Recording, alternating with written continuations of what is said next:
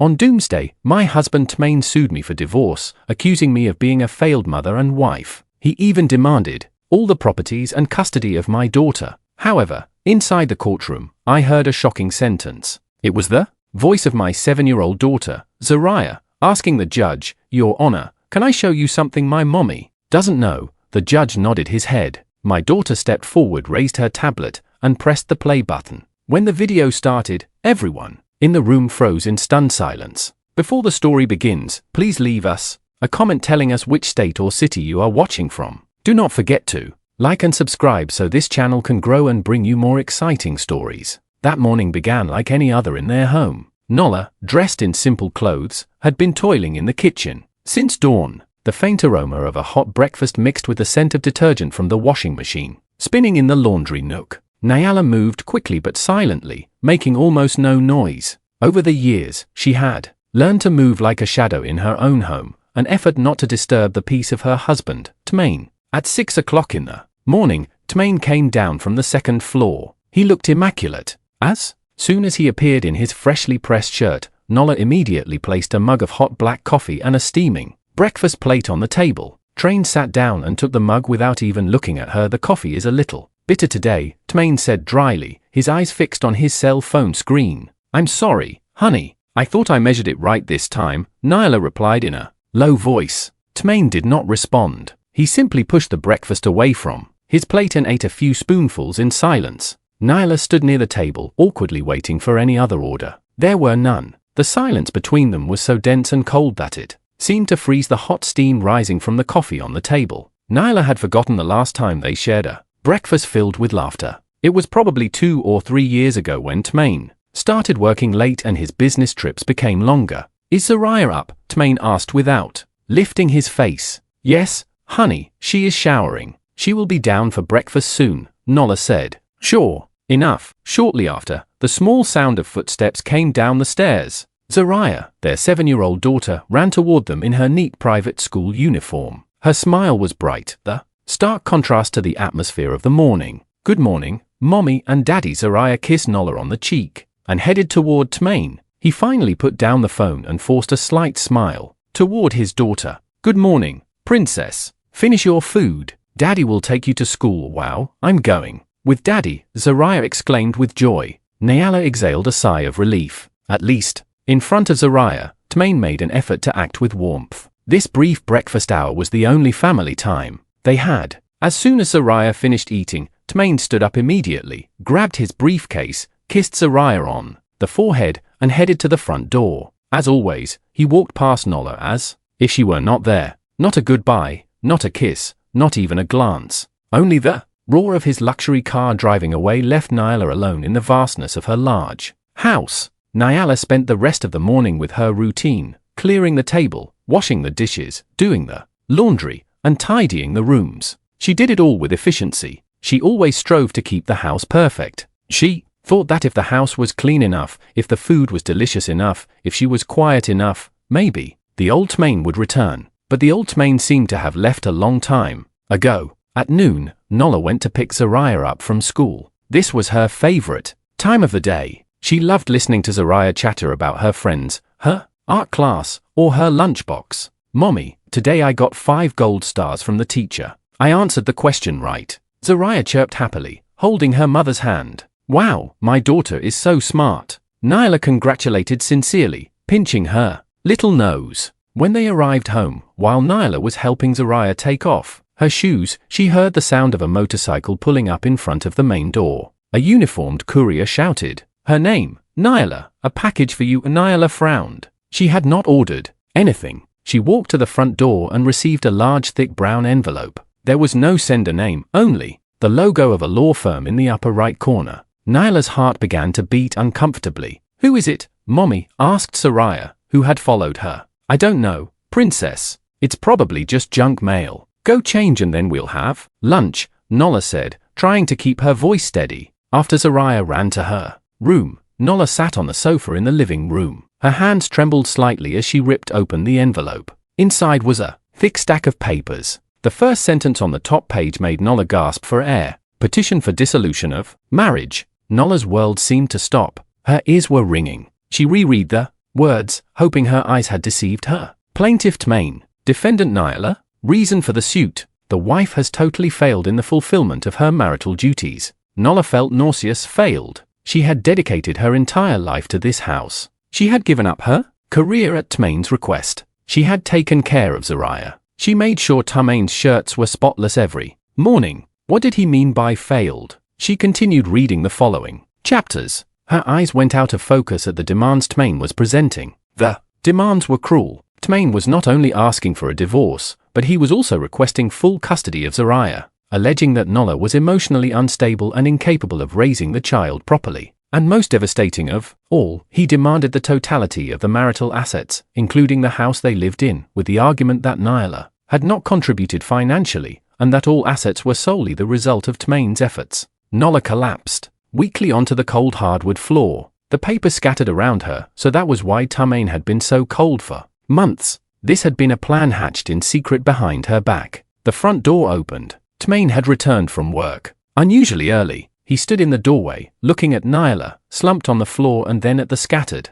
papers. His expression was cold and without a shred of guilt. Honey, what does this mean? Nola's voice trembled and tears began to well up. Tmain took off his shoes in silence. He walked over, loosening his tie. He did not deny it or explain. He simply said coldly, "It is exactly what you read. I don't want to live with you anymore, Nola. You have failed. You have failed as a wife and as a mother." Failed, Nyla moaned in disbelief. "I have taken care of this house and raised Zariah." Taken care of the house? Tmain scoffed with disdain. "The only thing you have done is spend my money. Zariah needs a better mother, a competent one, not someone who only knows how to cry and complain like you. But all the property, this house, and Zariah, honey, you can't take them from me." Nola began to scream hysterically. Tmain crouched down and looked at her with a sharp look filled with hatred that Nyla had never seen before. "I can, and I will. My lawyer has all the evidence gathered. You won't get anything, Nyla. You will leave this house without a single dollar." Tmain stood up and smoothed his suit. He looked toward the stairs, making sure Zariah couldn't hear. "And get ready." Tmain grinned a chilling smile that froze Nyla's blood. "My lawyer says that even your own daughter will testify in court about how incompetent you are as a mother." Nola froze in terror and her heart shattered into pieces. Tmain not only wanted to divorce her, but he wanted to destroy her completely. Nola did not sleep that night. After the cruel confrontation, Tmain had retired to the guest room and locked the door as if Nola were a threat. Nyla spent the night in her daughter's room, sitting in the chair by the bed, watching Zariah's peaceful face as she slept. Her tears did not stop falling. How could Tmain say that Zariah would testify against her? Zariah was everything to her. What would they have told her little girl? That thought tormented her more than any other accusation. The next morning, Tmain acted as if nothing had happened. He woke Zariah up, prepared her uniform, and took her to school. He did not speak a word to Nola. When Zariah asked why her mother had puffy eyes, Tmain answered with indifference. "Mommy isn't feeling very well, princess." After they left, true terror took hold of Nyla. She had to fight. She couldn't give up on Zariah so easily. She grabbed her phone and looked for the names of renowned divorce lawyers in the city. But the harsh reality hit her soon. Lawyers needed money, a retainer, a consultation fee. Nyla realized she had no money. For all these years, Tmain had only given her a monthly allowance, budgeted exactly for groceries and Zariah's school expenses. There was no room to save anything. Her only hope was their joint account, the one she believed was their family emergency fund. With trembling hands, Nola opened the banking app on her phone. She entered the password with her heart hammering. When the balance appeared on the screen, Nola felt her legs fail. Zero. The account was at $0. It couldn't be. There should be hundreds of thousands of dollars in there. Nola refreshed repeatedly, hoping for a system error, but the number 0 stared back at her. She opened the transaction history and her eyes widened with horror. Over the last 6 months, Tmain had been systematically withdrawing large amounts of money, transferring them to another account Nola didn't know. The last withdrawal had been made just 3 days ago, emptying the rest of the account. Tmain had planned this. He wasn't just leaving. He had deliberately crippled her financially so she couldn't fight back. Nyla cried in despair. How was she going to hire a lawyer without a single dollar? She remembered her wedding jewelry. She ran to her room and opened her jewelry box. It was empty. Only a few imitation trinkets remained. Tmain had taken even her heirlooms. In her desperation, Nola remembered an old friend who worked at a legal aid agency. She called her and told her the situation between Saabs. Her friend felt pity but couldn't do much except give her a name. His name is Attorney Abernathy, her friend said. He has a small office on the second floor of an old strip mall. He isn't an expensive lawyer, but he is honest and dedicated. Go see him. Explain your situation. Maybe he can help you. Nola had no other choice. With the little cash she had left in her purse, she hailed a cab and went to the address her friend gave her. Attorney Abernathy's office was exactly as her friend had described, small, modest, and located on the second floor of an old building with peeling paint. Attorney Abernathy was a middle-aged black man with thick glasses and a calm demeanor. He listened patiently to Nyla's story without interrupting, only nodding occasionally and taking notes. When Nola finished, Attorney Abernathy exhaled a long sigh. "Nyla, this is going to be an uphill battle," he said in a low voice. "Your husband has prepared all of this very thoroughly. He doesn't just want a divorce. He wants to destroy you. I know, attorney, but I don't care about the properties. I just want Zariah. Please help me. I don't have money now, but I will pay you. I will pay you in installments. I will do anything." Nyla pleaded desperately. Attorney Abernathy looked at her for a moment. "Let's leave the money issue for later, Nalala. What is important now is that we have to move fast. This lawsuit has already been filed. We have to prepare a response immediately." Attorney Abernathy asked Nola to wait. He left the room and returned a few minutes later with a folder full of photocopies. They were the lawsuit documents filed by Tmain's side. "Your husband's lawyer is Attorney Cromwell. He is known for being sharp and not hesitating to use dirty tactics." Attorney Abernathy said firmly. "Let's see what evidence they have presented." Nola nodded. Her heart was beating hard. Attorney Abernathy opened the folder. The first page was photographs. Nyla went into shock seeing photos of the interior of her house. Photos of dirty dishes piled in the kitchen, photos of the living room cluttered with toys, photos of dirty clothes piled in the laundry basket. "But this is unfair," Nyla protested. "These are photos he took when I was sick. I had a high fever for 3 days, and Tmain didn't want to help at all. He took them on purpose." "Nyla, I'm afraid this is manipulated to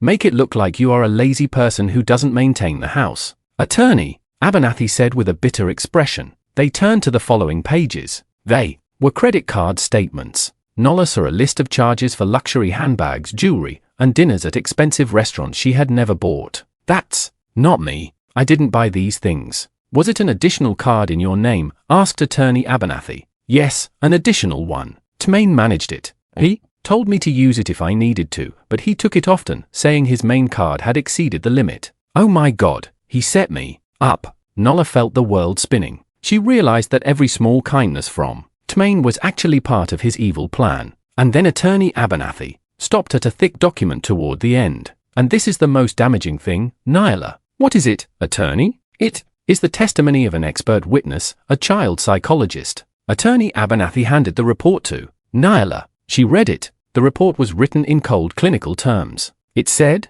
that the psychologist had conducted covert observations of Nyla's interactions with Zaria. The conclusion was that Nyla was emotionally unstable, neglected her daughter's needs, and was a detrimental mother to Zariah's psychological development. The report recommended full custody for Tmain for the mental health of the child. "This makes no sense. When was this observation done? I never met a psychologist." Nyla's voice shook violently. "According to this report, the observation was conducted in public places at the park, at the mall, and when you picked up your daughter from school," Attorney Abernathy explained, staring at her. "That's crazy. Zariah always seemed happy with me. This is defamation." "Who is this psychologist?" Attorney Abernathy flipped the cover of the report. "Her name is Valencia, a lady named Dr. Valencia," he said. "Here are all her credentials. She seems very professional and convincing." Attorney Abernathy looked at Nyla seriously. "Nola, do you know this woman, Valencia?" Nyla shook her head, bewildered. Her tears began to fall again. "No, attorney, I don't know her. I have never seen her in my life." The reality of living under the same roof with the man who planned to destroy her was a silent hell. Tmain had not left the house. He had simply moved into the guest room. The once warm house now felt like a frozen battlefield, with emotional landmines hidden in every corner. Nola had to live with her enemy, see him every morning, and pretend everything was normal in front of Zariah. Tmain executed his strategy perfectly in front of the child. He was the best father in the world. He used to come back from work earlier than usual, something he hadn't done in months. He brought expensive gifts. One night, he came back with a big box featuring a cartoon princess. "This is your new tablet, Zariah," Tmain exclaimed, hugging the girl. "This is much better than the old one. It has a better camera, and Daddy installed lots of games for you." Zariah's eyes shone.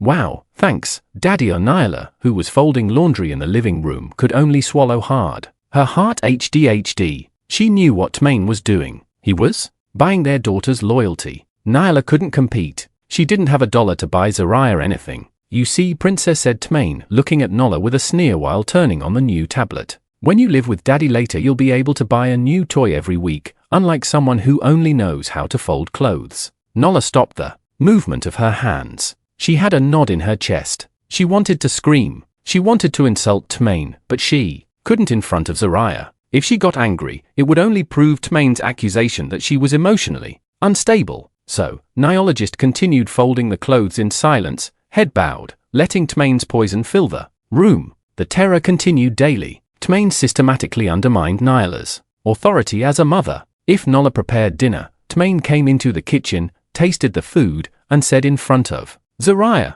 "Honey, the soup is a little salty again. It's okay. Tomorrow, we'll order takeout." If Nola got ready to help Zariah with her homework, Tmain interrupted her. "Let me do it. The way Mommy teaches you is too complicated. You're going to get confused." And Nola felt smaller and smaller, more invisible in her own home. She began to doubt herself. Did she really cook badly? Was she really incapable of teaching her daughter? Tmain played his role too well, making Nola seem like an inept woman. Zariah, trapped in the middle, began to show signs of confusion. It was clear she loved her mother, but she also enjoyed all the attention and gifts from her father. Sometimes Zariah clung to Nola as if seeking protection, but other times she seemed uncomfortable, especially after Tmain whispered something to her. One night, Nyla couldn't sleep. She walked silently to Zariah's room to make sure her daughter was okay. She opened the door slightly. Zariah was sleeping deeply. On her desk was the new tablet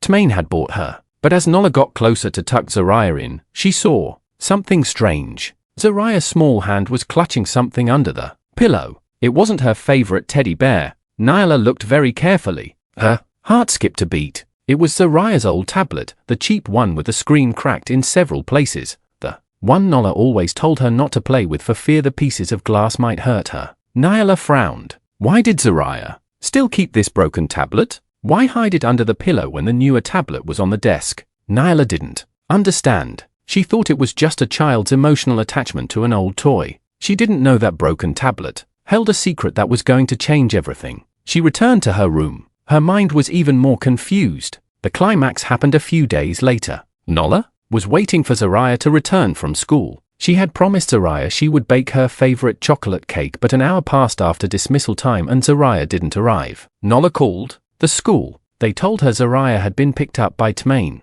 Nola's heart sank. Tmain hadn't told her anything. She called Tmain several times, but he didn't answer. 2 hours passed. 3 hours passed. Nyla was almost crazy with worry, pacing back and forth in the living room with tears in her eyes. It wasn't until 9 at night that she heard Tmain's car. Zariah entered laughing, carrying a large bag full of things from an amusement park. Behind her, Tmain walked calmly with a smirk. "Where have you been, honey? Why did you take Zariah without telling me?" "I was dying of worry," Nola shouted with a voice containing tears and rage. "Daddy took me to Wonderland Park. Mommy, it was so much fun," Zariah exclaimed happily. Tmain looked at Nyla coldly. "So what? I'm her father. I have the right to take my own daughter. Besides, you aren't doing anything at home. But you should have told me." "Why?" "So you could ruin our fun with your drama." It was then that Nyla smelled it. It was a woman's perfume, a soft but unfamiliar scent, permeating Tmain's shirt. It wasn't Nola's perfume, nor was it the cologne Tmain usually wore. "Honey, you." Tmain followed the direction of Nola's gaze. He knew she had smelled it. He didn't flinch. Instead, he smiled. He waited for Zariah to run to her room to put away her new toys. Alone, Tmain approached Nyla. His face was very close and his voice hissed low, full of venom. "Did you notice? Did you really think I was going to live forever with a woman as boring as you? You are nothing compared to her." Nola took a step back, gasping for air. There was another woman. All of this, all the accusations, were nothing more than an attempt to get rid of her to be with the other one. Who is she? Nyla whispered. None of your business. She is a successful, intelligent woman who knows how to please a man unlike you. That night, Zariah came to Nola's room. Mommy, why? Are you crying? Nola wiped her tears immediately. I'm okay, princess. My head just hurts a little. Zariah looked at her mother with a look hard to decipher. Are you really sick, Mommy? Daddy says that since you are sick, you are often sad and angry. Daddy said that if I go live with him later, Mommy will be able to rest and get better. Nola's heart shattered. Tmain had been injecting poison into her little daughter's mind. He had manipulated Zariah into believing it was an act of kindness to leave her side because her mother was sick. Nyla hugged Zariah tight. Zariah, listen to me. I am not sick. I just love you so much. I promise I won't get angry anymore. But the damage was already done. Nola saw hesitation in her daughter's eyes. Tmain, who was listening to the conversation from the doorway, only sneered in the darkness. He walked past Nyla, who was still stunned, and gave a little tap on his wife's shoulder, feigning sympathy. Enjoy your time, Tmain mocked in a low voice in Nyla's ear. Soon she won't even want to call you Mom. The mediation hearing was a cruel joke. They were seated in a small stuffy room. The court-appointed mediator tried to find middle ground. Attorney Abernathy began with a calm voice. Tmain, Nyla doesn't ask for much. She only wants custody of Zariah, or at least shared custody. Regarding property, we can talk about it. Before Attorney Abernathy could finish, Attorney Cromwell, well-dressed and expensive, interrupted him quickly. There is nothing to talk about, Attorney, Cromwell said harshly. He slammed the file he had in his hands onto the table. Our client's position is clear. Nyla is the failed party in this marriage. It has been proven that she has failed in maintaining the home and raising the child. Our client demands full custody for Zariah's future. Tmain sat beside him with a blank face as if he were the victim. I only want the best for my daughter, he said with a tone of fake sadness. Taking her mother away is the best for her, Nola trembled. Attorney Cromwell chuckled. Nola, if you keep insisting, we will take this to trial. And I assure you that all the evidence we have will humiliate you. The photos, the credit card statements, the expert testimony. You had better sign this agreement. Our client is being benevolent by allowing you to leave the house without any countersuit. Leave my house with nothing and without Zariah. Are you crazy? Nyla screamed. The mediator tried to intervene, but Tmain and his lawyer were inflexible. The mediation broke down completely. Attorney Abernathy patted Nyla on the shoulder as they left. Stay strong, Nyla. The real fight begins now. The first day of trial approached. Nyla had a knot in her stomach since morning. Attorney Abernathy reminded her to keep calm at all costs. The courtroom was cold and intimidating with high wooden walls, heavy chairs, and the judge's gavel looking very authoritative. Tmain was sitting on the opposite side, looking very confident with Attorney Cromwell. The trial began. Attorney Cromwell was first. He spoke fluently and his voice was loud and sure. He presented his version of the facts. He showed the photos of the messy house accusing Nyla of being a lazy and dirty housewife. He showed the credit card statements accusing Nola of being wasteful and financially irresponsible. Your Honor, Attorney Cromwell said dramatically. While my client Tmain worked hard to earn money, his wife was at home wasting it and neglecting her daughter and her home. Nyla wanted to scream that it was all a lie, that Tmain had set her up, that he had used the card, that he had taken the photos on purpose when she was sick, but the only thing she could do was clasp her hands under the table. Attorney Abernathy stopped her with a reassuring look. When it was Attorney Abernathy's turn, he tried to refute. He explained that the photos were taken out of context. He explained that the credit card statements had been used by Tmain himself, but his argument sounded weak. It was Nyla's word against the physical evidence presented by Attorney Cromwell. The judge took notes, but his expression was unreadable. And then came the moment Nyla feared most. The plaintiff calls his expert witness. Attorney Cromwell said, Dr. Valencia, child psychologist. The courtroom door opened. A woman entered. Nola held her breath. The woman was beautiful, very elegant. She had her hair pulled back neatly, wore a professional blazer, and walked with a confident stride. She didn't look like an evil woman at all. She looked convincing. As the woman took her oath, Nola smelled the same perfume, the same fragrance that permeated Tmain's shirt that night. Nola's heart stopped. It was her, Tmain's mistress, and she was posing as a child psychologist. Valencia sat in the witness box. She spoke calmly, her diction clear, using psychological terms that sounded very professional and impressive. "Yes, Your Honor," Valencia began to testify, answering Attorney Cromwell's question. "I conducted observations of the natural behavior of Mrs. Nyla and her daughter Zariah over the last 3 months." "And what were your findings, Doctor?" asked Attorney Cromwell. Valencia opened her notes. "My findings were very concerning. I found a pattern of behavior in Mrs. Nyla that tends to be inconsistent and emotionally volatile. There are signs of significant emotional distress." Valencia began to detail the lies one by one, turning facts into deadly weapons. First observation. At a shopping mall, Mrs. Nyla pulled Zariah forcefully, speaking to her loudly, which made Zariah cry in fear in front of people. This shows a low capacity for emotional regulation. Nyla closed her eyes. She remembered that day Zariah had almost thrown herself toward the wrong escalator and Nyla had shouted and pulled Zariah back. In shock, "Zariah, be careful." She wasn't angry. She was terrified that Zariah would get hurt, but Valencia had turned it into verbal abuse. Second observation. In a park, Valencia continued. Mrs. Nyla seemed to be more absorbed in her phone, ignoring Zariah, who was playing alone. When Zariah fell, Mrs. Nyla didn't notice immediately. When she did, her reaction was exaggerated and tended toward hysteria, which further traumatized Zariah about the fall. Another lie. Nyla remembered she was texting about the grocery list Tmain had asked for. Zariah tripped and Nyla got genuinely scared. She ran, immediately, hugged, and consoled Zariah. Her reaction was that of a concerned mother, not a hysterical one. "My conclusion," said Valencia, staring at the judge with a steady voice, "is that Mrs. Nyla does not have the stable emotional capacity to raise a 7-year-old girl. There are strong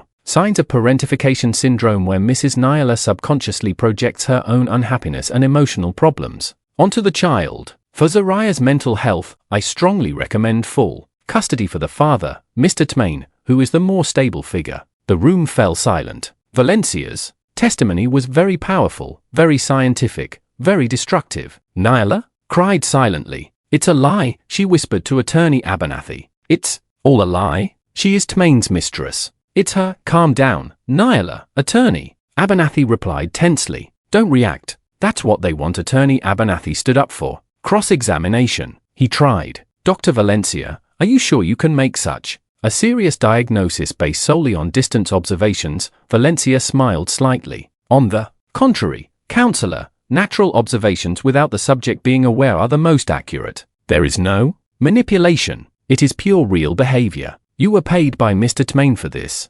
testimony, isn't that right?" "I was paid for my professional services, counselor, not for my conclusions. My conclusions are objective and based on data from the field," Valencia retorted cleverly. Attorney Abernathy was at a dead end. Valencia had dodged too well. She had covered all the holes. The trial adjourned for the day. Nyla left the room with her legs shaking. She felt destroyed. She saw Tmain smiling slightly, nodding to Valencia with a look of satisfaction. In the lobby, Nyla leaned against the wall and sobbed. "We lost, attorney. We lost. They have everything." Attorney Abernathy remained silent for a moment. Then he stared at Tmain and Valencia, who were walking together in the distance, discreetly, separated but not entirely far apart. "Not yet, Nyla," Attorney Abernathy said, in a low voice, eyes narrowed. "I know something is wrong. The way she looks at him when she thinks no one sees her is not the way a professional psychologist looks at a client." Attorney Abernathy turned to Nyla.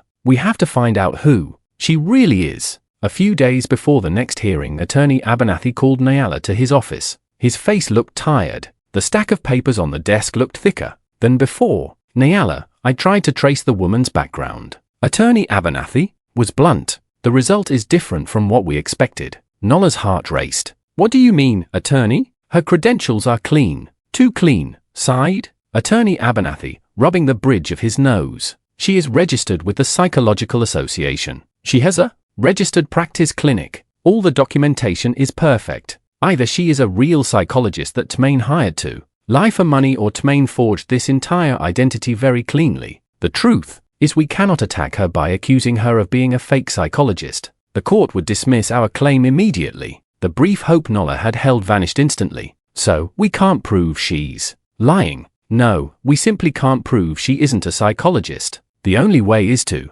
refute her testimony, and that means you have to testify." Nyla, Attorney Abernathy looked at Nyla. Seriously, you have to tell your whole side of the story about the photos, about the credit cards, about Tmain's behavior, and most importantly, you must not get emotionally upset. Attorney Cromwell will definitely try to provoke you. He will want you to look hysterical in front of the judge, exactly as Valencia described you. Nyla nodded silently. I will do it, attorney. I will try. The day arrived. It was Nyla's turn to sit on the witness stand. After being sworn in, Attorney Abernathy began with gentle questions, guiding Nyla to tell of her life as a housewife. Nyla explained in a voice attempting to remain as calm as possible. She spoke of how she left her job to focus on caring for Zariah, explained her routine from dawn until late at night. About the photos of the messy house, Nyla, can you explain the context? Asked Attorney Abernathy. Yes, attorney. Those photos were taken by Tmain about 2 months ago. I was severely ill with a high fever for 3 days.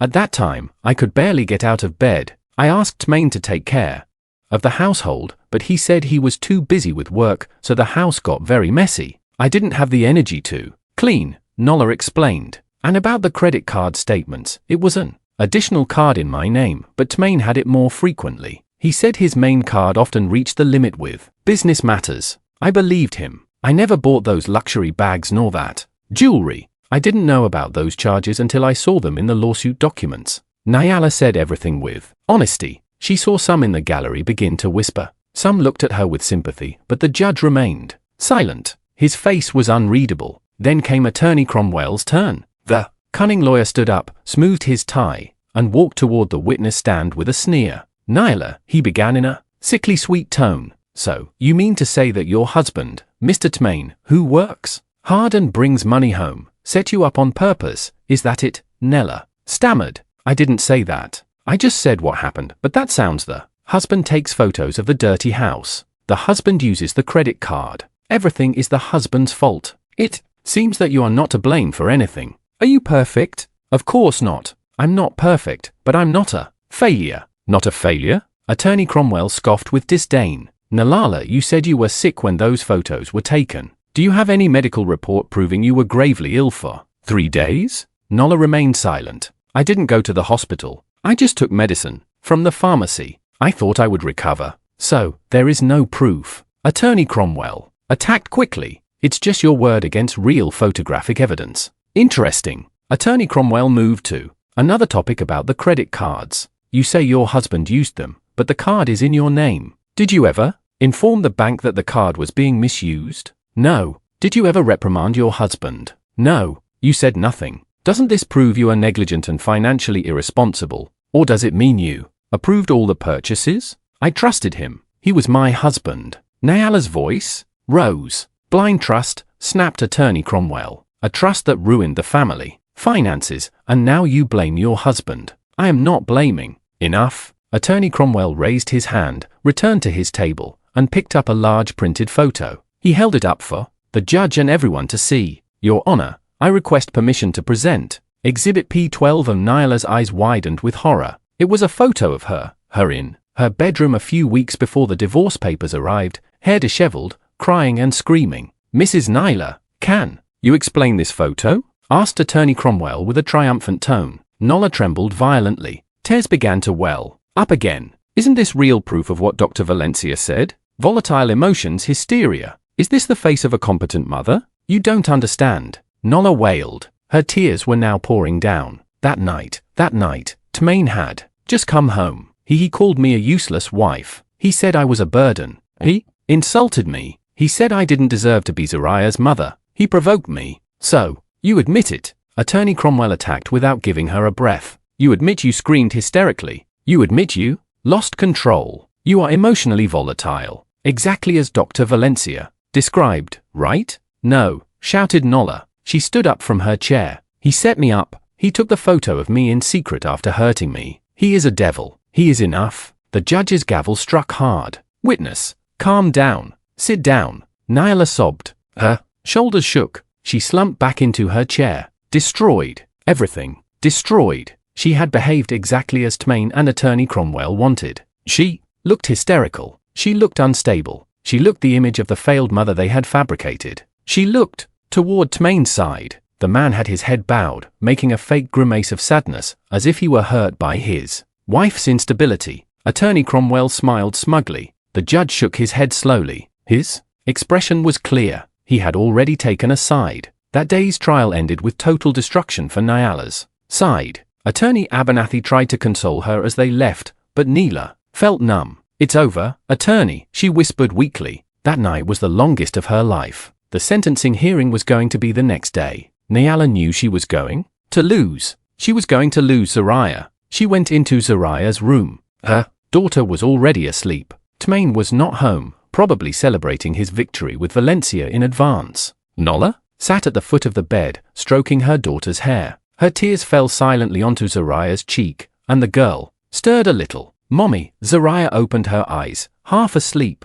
Go back to sleep, princess," whispered Nola, her voice from crying. She hugged her daughter tight. Maybe the last hug as a full mother. "I want you to know whatever happens tomorrow, Mommy loves you very much. Always?" Sensing her mother's sadness, Zariah hugged her back tightly. "I love you too, Mommy." Nola undid the hug slowly. It was then she saw it again. The corner of the old cracked tablet was sticking out from under Zariah's pillow. Zariah was clutching it tightly, even while sleeping. Nyala couldn't understand why Zariah was so obsessed with that broken object, but that night she was too destroyed to think deeper about it. She simply kissed her daughter on the forehead and left to face the end of her world. The courtroom was colder than usual. The morning air was heavy and suffocating. Nyla sat rigidly in her chair, eyes puffy and empty. She hadn't slept all night. Beside her, Attorney Abernathy stared ahead with a somber expression. He knew he had done everything possible, but like Nyla, they faced a giant wall. The atmosphere on the opposite side of the room was very different.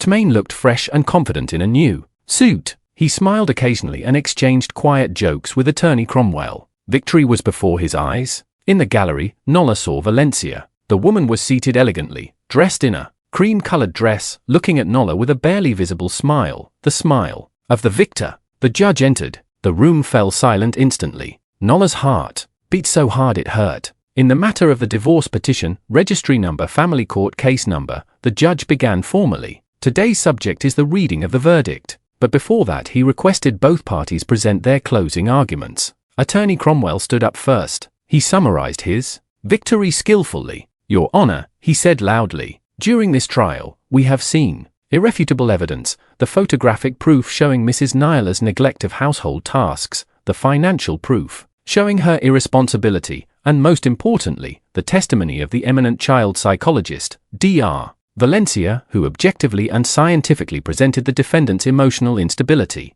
Attorney Cromwell pointed to Nola. "We even witnessed Mrs. Nyala's hysterical conduct in this courtroom during the last trial, which supports Dr. Valencia's diagnosis and is clearly recorded." He turned toward Tmain. "On the other hand, we have Mr. Tmain, a capable father, financially successful, and above all, emotionally stable, and genuinely concerned for his daughter's future. Your Honor, the choice here is very clear. It is not about punishing the wife, but about saving the child. For Zariah's best interest, I beg you to grant full custody to our client, Mr. Tmain, and approve his request for division of assets." Attorney Cromwell sat down with a smug smile. Now it was Attorney Abernathy's turn. He stood up slowly, looked around the room without looking at the judge. "Your Honor," began Attorney Abernathy with a soft but firm voice, "what we have witnessed here is not proof. It is character assassination, a very well-planned defamation. Photos can lie. One can take a photo of the best chef's kitchen in the world at the wrong moment and make it look dirty. Statements can be manipulated, especially when one party has total financial control and the trust of the other.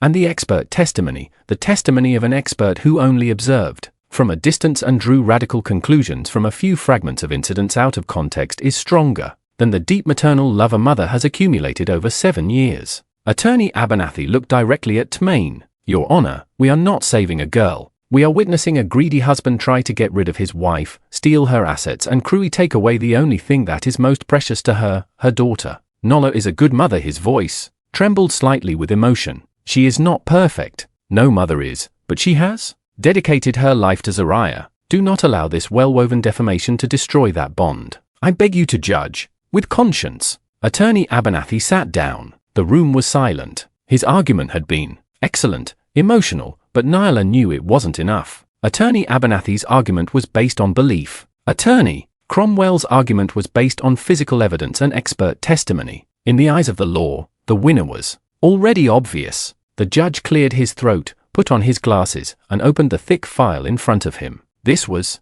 the moment. Having reviewed all documents from both parties, heard all testimonies, and considered all evidence presented, the judge began with an expressionless tone. Her heart shrank. The court notes that the plaintiff, Mr. Tmain, has been successful in presenting significant evidence. The judge continued. Nola lowered her head and closed her eyes. First, the visual evidence, that is, the photographs demonstrated the negligence of the defendant, Mrs. Nyla, in household management. Second, the financial evidence demonstrated a considerable spending imbalance on the credit card in the defendant's name. Every sentence was a knife cut, and most damaging, said the judge, his voice sounding definitive, is the testimony of the expert witness Dr. Valencia regarding Mrs. Nyla's emotional state. This testimony was, unfortunately, reinforced by the defendant's own conduct in the last trial, providing the court with a very troubling image of the psychological environment for the child's growth. Nola began to cry silently. It was over?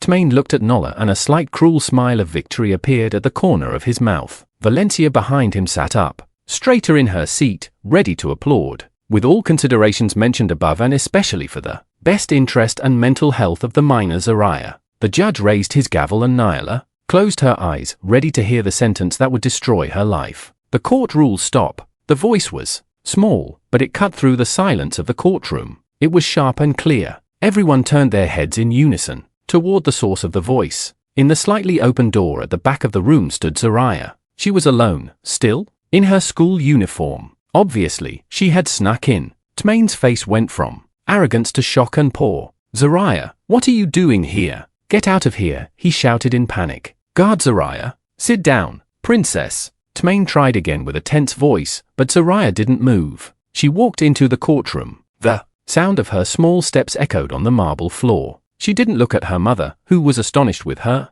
mouth open. She didn't look at her father, who was furious. She looked directly at the judge. The room, which had been silent awaiting the sentence, was now frozen. The gavel, which was about to fall, stopped in midair. The judge's eyes widened, looking at the little girl in the doorway. Nola turned around, feeling her heart fall out of her chest. Zariah, she whispered in disbelief. What was her daughter doing here? Who had brought her? Tmain's reaction was the fastest. His face, a moment before full of arrogance and triumph, was now pale and bloodless. There was pure terror in his eyes. Zariah, he yelled. His voice rose without the disguise of calm. What are you doing here? Get out of here. This isn't a playground. Guard, how can a child enter? Zariah shrank at her father's scream, but she didn't back down. Instead, she walked deeper into the room. Zariah, Daddy said, turn around and sit down, Tmain shouted again, now half standing. His lawyer, Attorney Cromwell, was also bewildered. He stood up and shouted at the judge, Your Honor, this is a procedural outrage. This trial is confidential. A minor should not be here and should not interrupt the proceeding. Order your staff to remove the child. Nola was still frozen. She was confused. A part of her mind was shattering over the fact that Zariah was in this horrible place. The other part trembled with fear. What was Zariah going to say? Had Tmain succeeded in poisoning her completely? Would Zariah tell the judge she preferred her father? The thought made Nola nauseous. Your Honor, out of consideration. Attorney Abernathy's voice rang out suddenly, stopping Attorney Cromwell. This child has come with an obvious purpose. This is about her future. We cannot ignore her. The judge raised his hand. His face was grave. Silence, everyone. His voice echoed. He stared at Tmain and Attorney Cromwell, silencing their protests. Then his gaze turned to Zariah. His expression softened. Zariah approached slowly, her small steps echoing loudly on the silent marble. She stopped in the center between the tables of the two lawyers.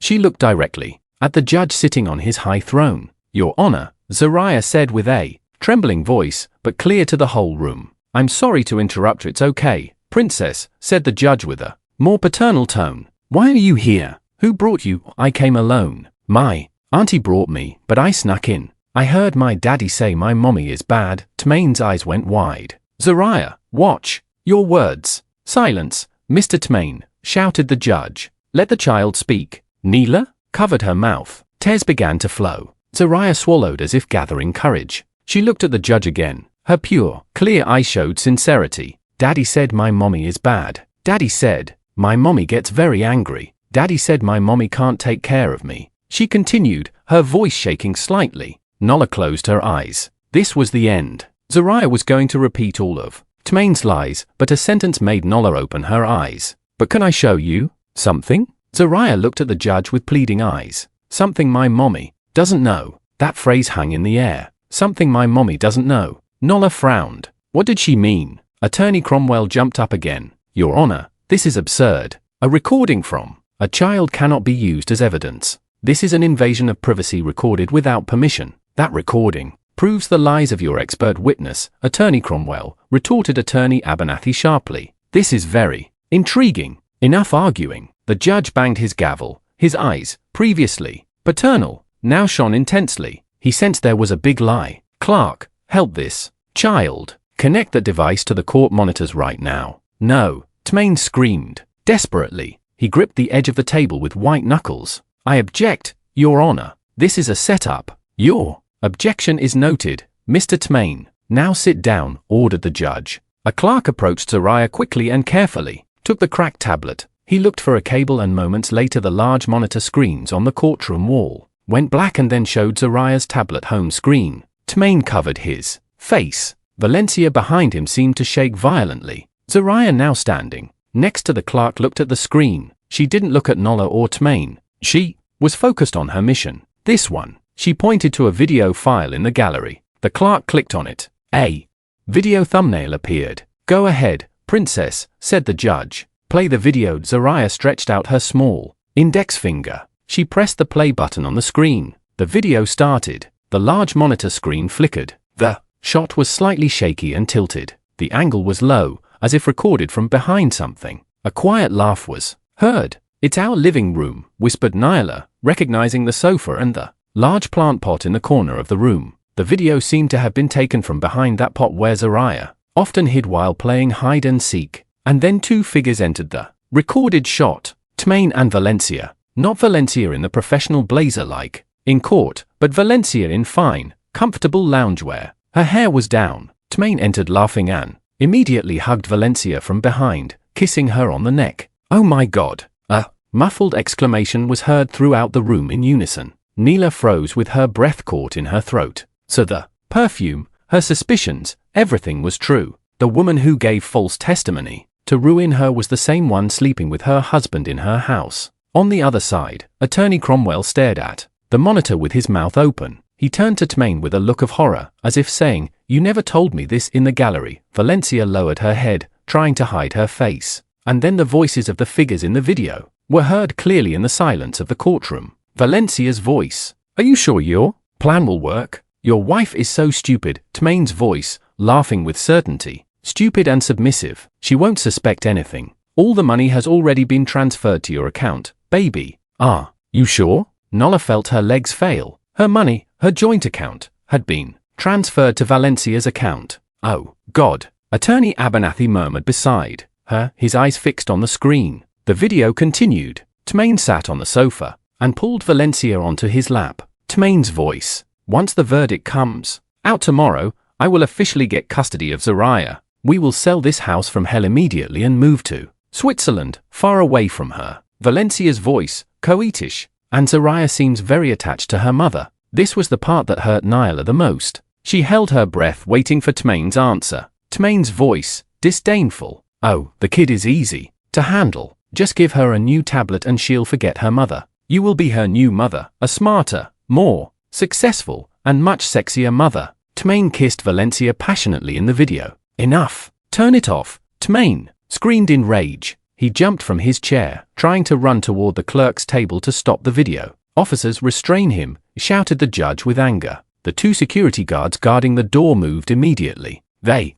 overpowered Tmain before he could advance, bending his arms behind his back. Tmain twisted like an animal in a trap. Let me go. It's not true. It's manipulated. Tmain screamed desperately. Silence him, ordered the judge. Continue the video. I want to see it to the end. The video continued, playing, oblivious to the chaos in the room. Now it was Valencia's turn to speak. Valencia's voice. I'm still a little worried. What about my testimony as a psychologist? What if Nola's lawyer refutes it with his observations? Tmain's voice laughing again. I already prepared. I recorded her last week when she cried hysterically. Remember, I will provoke her again at the trial. I will insult her until she explodes. She will scream and cry in front of the judge. Neela sobbed. She remembered her testimony, the photo, her screams. He set her up. Tmain's voice. Once she gets hysterical, your testimony will seem perfect. The judge will see for himself that she is an unstable, crazy woman. No one will believe her. They will believe Dr. Valencia, the professional. The video finally showed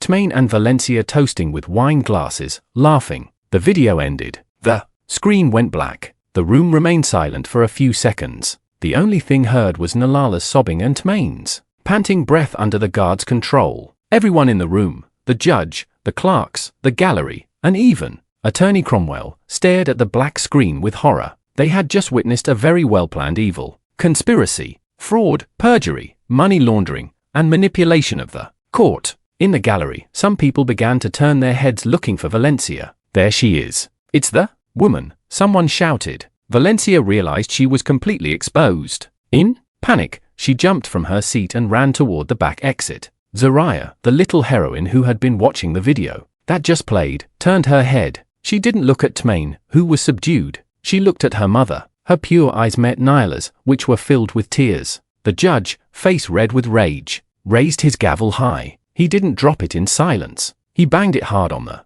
desk. Silence everyone. The court resumes. Officers, close all exits. No one leaves. Arrest that woman, Dr. Valencia. Immediately, the room fell into controlled chaos. The bang of the furious judge's gavel was both an order and a release of the tension that had frozen everyone. The two security guards who had just subdued Tmain now dragged him to a chair. Tmain wasn't screaming anymore. He was simply gasping. His eyes were frantic and his expensive suit was soaked in sweat. He knew it was over. At the back door, another commotion occurred. Valencia in panic couldn't open the large door the judge had just ordered closed. She pulled the handle and pushed in vain. A female officer intercepted her quickly. Valencia collapsed on the floor. Her professional mask had completely fallen. She was no longer the calm and convincing psychologist. She was just a scared woman crying hysterically. Exactly the image she had used in the photos to frame Nola. Karma had arrived too fast and with cruelty. Bring her here, ordered the judge with a cold and unforgiving voice.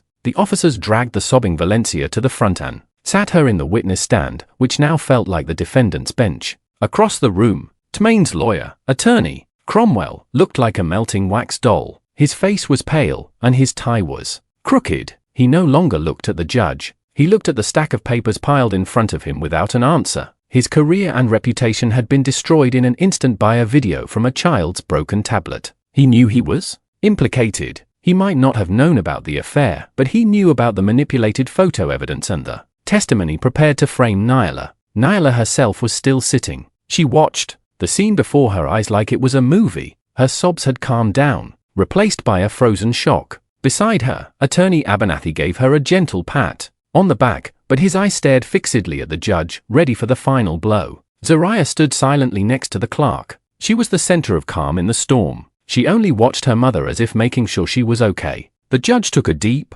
breath and smoothed his robe. He looked at Tmain, at Valencia, and then Attorney Cromwell. Mr. Tmain, began the judge with a quiet but terrifying voice. That video is the property of your daughter and was recorded in your own home. Do you still want to insist that it is manipulated? Tmain raised his head, his face empty. She set me up, he muttered. It was a last pathetic attempt. That woman, Valencia, planned everything. She seduced me. Hearing this, Valencia screamed immediately. Liar. You told me to do it. You told me you would marry me. You told me you would transfer all the money to my account. I did all this for you. Silence. The judge banged his gavel again. Both are the same. Your confessions have already been recorded in the court record. The judge turned to Valencia. Miss Valencia, you sat on this stand under oath and gave false testimony. You used your professional credentials to destroy a mother's life and aid in a crime. You not only violated your code of ethics, but you committed perjury before this court.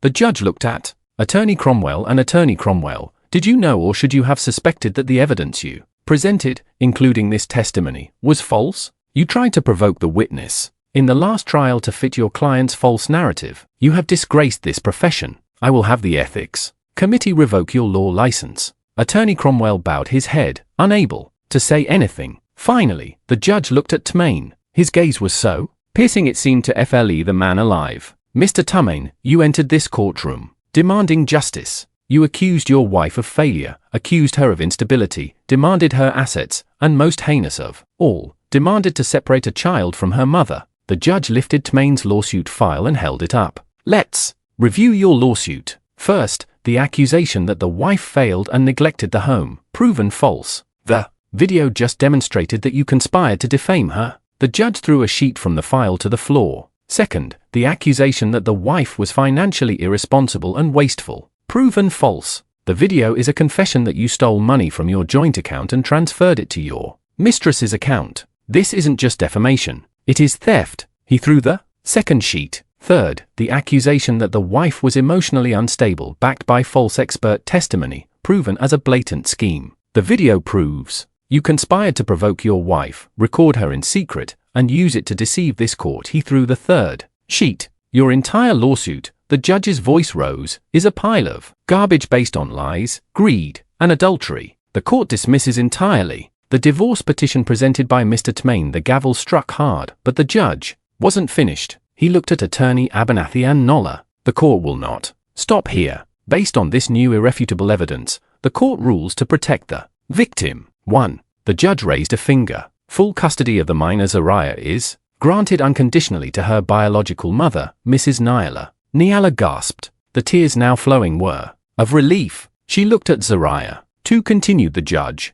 Mr. Tmain's divorce suit has been dismissed. However, the court suggests that Mrs. Nyala file a counter-suit right now. Mrs. Nyala, do you wish to divorce your husband? Attorney Abernathy whispered. Nyala with a trembling but firm voice looked directly at Tmain, who was now defeated with his head bowed. Yes, Your Honor, I demand a divorce right now. Good, exclaimed the judge. The court grants the divorce to Mrs. Nyala on the grounds of adultery and fraud by the husband. Full custody to Mrs. Nyala. 3. The judge stood up. Now all assets in the name of Mr. Tmain and Ms. Valencia will be frozen immediately. The court orders a full investigation to trace all funds stolen from Mrs. Nyala. The house currently occupied is declared total property of Mrs. Nyala and Zariah. And 4. The judge's voice now resonated throughout the room. Based on the video evidence and the confessions in this room, I order the immediate arrest of Mr. Tmain and Ms. Valencia for multiple criminal offenses, including conspiracy to commit fraud, perjury, domestic theft,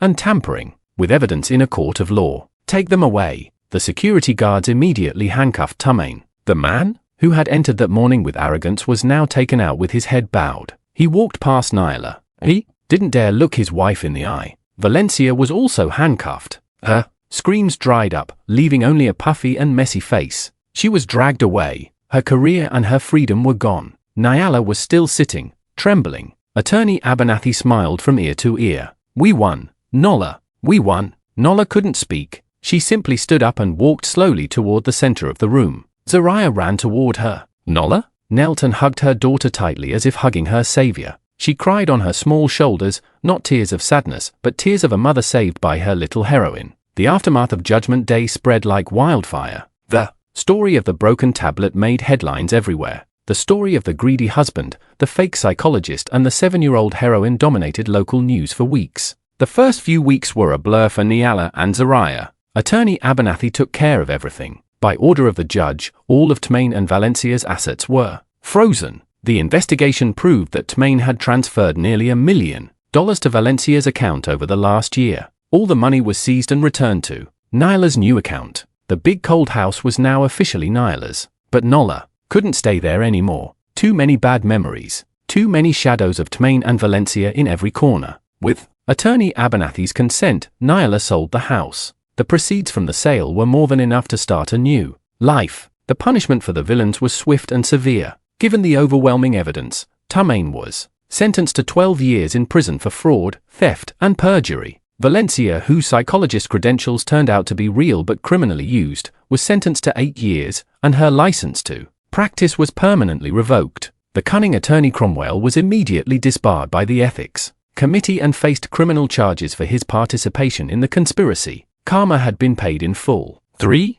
months after that judgment day, the laughter of children was heard in a small green park. Nola, with the weight of worry gone from her face, smiled as she watched Zariah on the swing. They had moved, not to a big house, but to a modest and cozy 3-bedroom apartment. It was full of photos of the two of them and smelled of cookies Nola had baked. Nola had started a small catering business from home. Her culinary skills, which Tumain always belittled, were now praised by many. Orders were coming in. She was busy and tired, but happy. She was independent. "Mommy, look." Zariah ran toward Nola, who was sitting on a park bench. Her hands were dirty with soil. "The flowers are going to bloom soon." Nola smiled, stroking Zariah's short hair. "Wow, my daughter is very good at planting things." They sat side by side for a while, enjoying the afternoon sun. There was a question Nyla hadn't had the chance to ask calmly. Princess began. Nyla softly, "Can I ask you something?"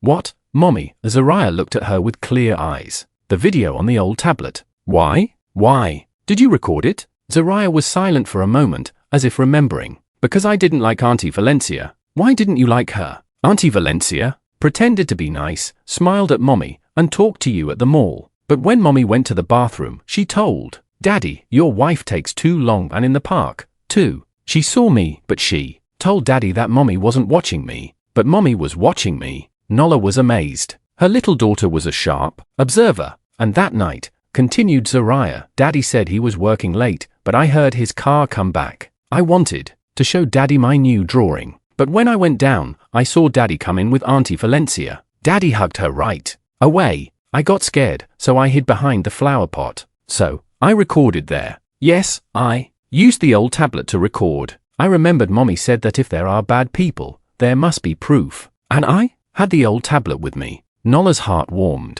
She had forgotten she had said that. But Princess asked Nyla again. This was the most important question. "Why didn't you tell Mommy? Why did you keep it a secret?" Zariah interrupted, herself in a low voice. "Daddy said Mommy shouldn't know." Nyla frowned. "Daddy told you that?" "Yes. In the video, Daddy told Auntie Valencia, my wife is stupid. She won't know." Zariah thought it was a big secret because Daddy said Mommy shouldn't know. So I kept it. I didn't want Daddy to get mad if Mommy found out. It was the pure logic of a child. She had aggravated her father's crime, but she had kept it secret because her own father had told her. Mother shouldn't know. "So why did you show it in court?" "Because the judge was going to take Zariah away from Mommy. Daddy said Mommy was bad. And Auntie Valencia also said Mommy was bad, and that's not true." Zariah had tears in her eyes. "I don't want to be separated from Mommy. Mommy isn't bad. Mommy is the best mom. So I had to show the judge that Daddy and Auntie Valencia are the bad ones." Nola couldn't hold back anymore. She hugged Zariah tightly. She cried tears of joy. For all this time she had suffered Tumain's accusations that she was a failed mother. She had doubted herself, felt destroyed. But before her was the strongest proof that she hadn't failed. She had raised an incredible daughter, a pure, sharp girl, who could distinguish truth from falsehood. A brave girl with the courage to act alone to protect her mother. A girl with a pure sense of justice. "Thank you, Princess," whispered Nyla into her daughter's hair. "Thank you for saving me," as Zariah hugged her. "I love you, Mommy. I love you, too, Zariah." Nalala undid the hug and looked at her daughter's bright face. Finally, she understood. She had never failed. She had just been raising a heroine, and now both were free for a new beginning. Did you like the story? And which city are you listening from? Let's meet in the comments. If you like the story, you can support me by sending a super thanks so I can keep bringing more stories like this. Thank you so much for your sweet support. I'm looking forward to your comments on the story. On the screen, you can see 2 new life stories that I highly recommend. There's so much more on my channel. Don't forget to subscribe. See you in the next life story. With love and respect.